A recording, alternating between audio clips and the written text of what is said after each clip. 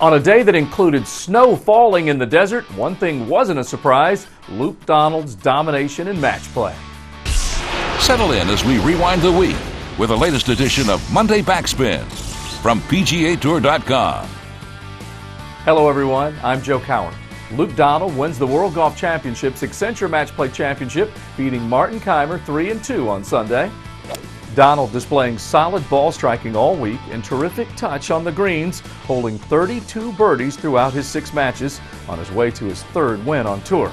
And from day 1 to day 5, the Englishman never trailed, claiming the Accenture Match Play Championship in just 73 holes, the fewest ever needed in this event. Donald was so dominant he didn't even have to play the 18th hole the entire week. With the win, the former Northwestern star climbs to 3rd in the World Golf Rankings and 5th in FedEx Cup points. The final match featured a shift in power in the world of golf. Kaymer climbing to number 1 in the world, unseating Lee Westwood on the strength of 5 match play wins on the week.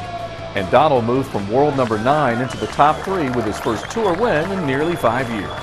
I've had a bit of a monkey on my back for the last few years.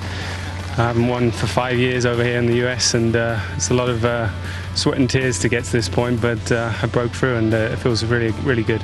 Before the final 2 stepped to the tee for the 18-hole shootout, snow was falling in the desert. Quite a scene for the fans and players to see the wintry frost blanketing the canvas of Dove Mountain. Tournament officials expected the dip in temperature and the chance of snow, moving the semifinals to Saturday to ensure play was completed on time. There was one brief delay during the final match when the wintry mix coated the greens with pellets of ice, but the snow quickly melted and play resumed. With Donald taking Kaymer in the final, Bubba Watson and Matt Kuchar were also working the Ritz-Carlton Club at Dove Mountain in the consolation match. Kuchar grabs a 3rd place finish with a 2-1 win over Bubba Watson after the U.S. rookie Ryder Cuppers from last year combined for a 9-3 mark this week, with Watson making it to the semifinals in his first Accenture Match Play Championship.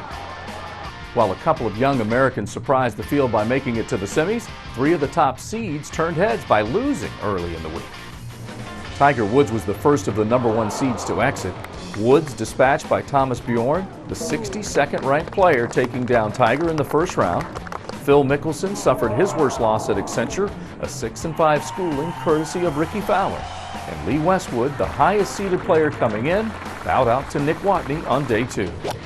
Westwood had been number 1 in the world since the end of October last year, ending Tiger's record reign, but now gives way to Martin Kaymer, the youngest player other than Woods to reach number 1 in the world. While Kaymer and Donald battled the course and conditions in the Accenture Match Play Final, the Mayakoba Golf Classic was also underway. Johnson Wagner and Spencer Levine finished tied at 17 under after 72 holes, and on the first hole of sudden death, Wagner splits the fairway, and his approach finds the back of the green and needs 2 putts for par and the win. And on the nationwide tour at the season opening Panama Claro Championship, a good story in Eric Compton, a 2-time heart transplant recipient, finishing top 5. Matthew Goggin gets the win, beating another Australian in Alistair Presnell and Darren Stiles. Now with some final thoughts on the week, let's check in with Fred Albers of the PGA Tour Network. Joe, an awful lot to remember out of the World Golf Championships Accenture Match Play Championship. Number 1, we got to talk about the weather. Oh my goodness, did it get cold over the weekend in Marana, Arizona? The wind is still blowing. And also, just how much fun match play competition is. We only see it very seldom throughout the course of the year on the PGA Tour. And to give an example, on the opening round, Ian Poulter and Stuart Sink halved a hole, taking a double bogey 5 at the par 3-6. Then the very next day, we had Ernie Els and JB Holmes halving the par 5 11th hole, both making eagle. It is such a volatile format, and how much fun it's been watching some match play competition. Joe, it's time to head on to Florida. We leave the West Coast and head to the Honda Classic.